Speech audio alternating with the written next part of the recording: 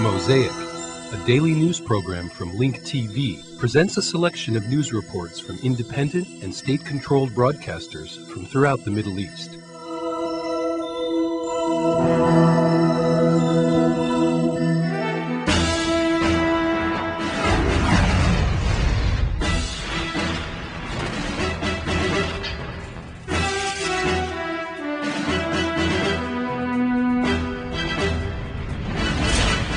The American elections is closely monitored by countries around the globe since U.S. foreign policy has been dramatically shaping the world. Polls show John Kerry is the favorite in most areas, but in the Arab world, Kerry and Bush are perceived as two sides of the same coin. Former Malaysian Prime Minister Mahathir Mohamad said that it would be a disaster if incumbent U.S. President George W. Bush gets re-elected. A day earlier, the Bush administration was stunned by the statements of Chiang Kai-shek, a former Chinese vice premier and former foreign minister, who accused an arrogant U.S. of trying to rule the world and causing a lot of trouble. To which extent do these statements reflect world opinion about George W. Bush's rule during the past 4 years? Well, an investigation carried out by 10 major dailies around the globe showed that 50% of Israelis are for Bush and 52% of the Russians also favor the U.S. president for another term. On the other hand, Democrat Senator John Kerry got most of the votes from the French, with 77% supporting him, and 68% of South Koreans voted for Kerry. Then comes the Canadians with 60% pro-Kerry, followed by the Spaniards with 58%. A majority of Japanese and British also supported Kerry, though their governments are major Bush allies in the Iraq war. The results may not be that astonishing when taking into consideration the level of anti-US feeling that resulted from Bush's preemptive war policy.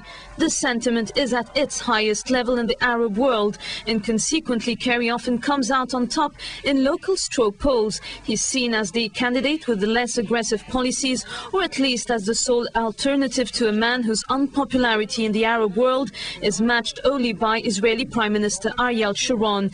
However, the Arab world has low expectations of the U.S. presidential election, and, quote, two sides of the same coin is a common reaction when comparing Bush with Kerry, especially when it comes to the Israeli-Palestinian conflict.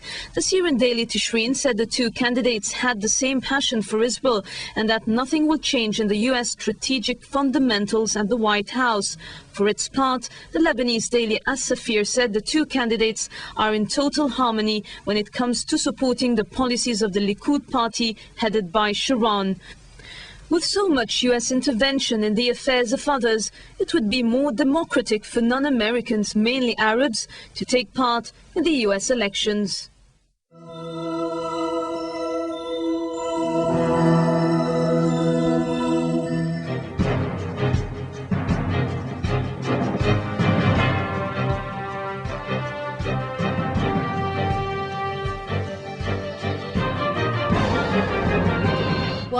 In Mosul, Iraq, 2 members of the Iraqi National Guard were killed, and 4 others were wounded by a car bomb which burned completely as a guard patrol was passing by in the Wahda neighborhood in the southern part of the city during the afternoon. This explosion was not the only one in Mosul today. Earlier, there were other explosion operations. In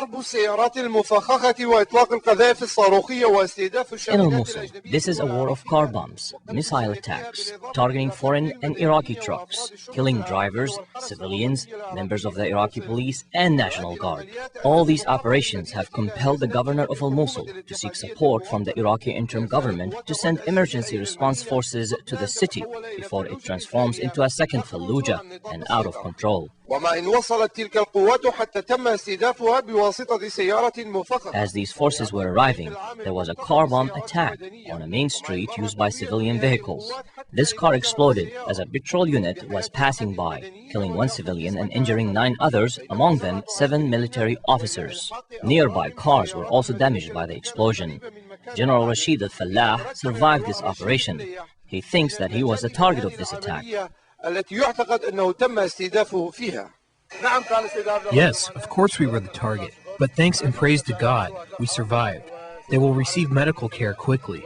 God willing, they will be okay. The Tehran neighborhood was yet another area to experience a car bomb explosion targeting a United States Forces patrol unit without resulting in any casualties among these ranks. The explosion led to the wounding of civilians and the damaging of nearby cars. In the Kafat neighborhood, another car exploded near a United States patrol unit, wounding 3 United States soldiers and some civilians as well, as badly damaging nearby civilian vehicles. In the Yarmouk neighborhood, armed men attacked 4 Iraqi trucks carrying mineral water. 2 drivers were killed and the other 2 were able to escape. The attackers were able to burn the 4 trucks by using gasoline. Note that there is no presence of United States forces, Iraqi National Guard, or even the Iraqi police, as if this event caused them no suffering.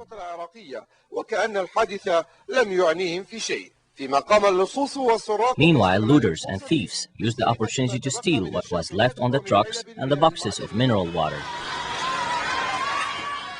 We can't end this report without mentioning another car bomb explosion near an Iraqi National Guard patrol unit, killing 2 guardsmen and wounding 4 others, in addition to destroying a military vehicle belonging to the guards. All these explosions took place at the same time as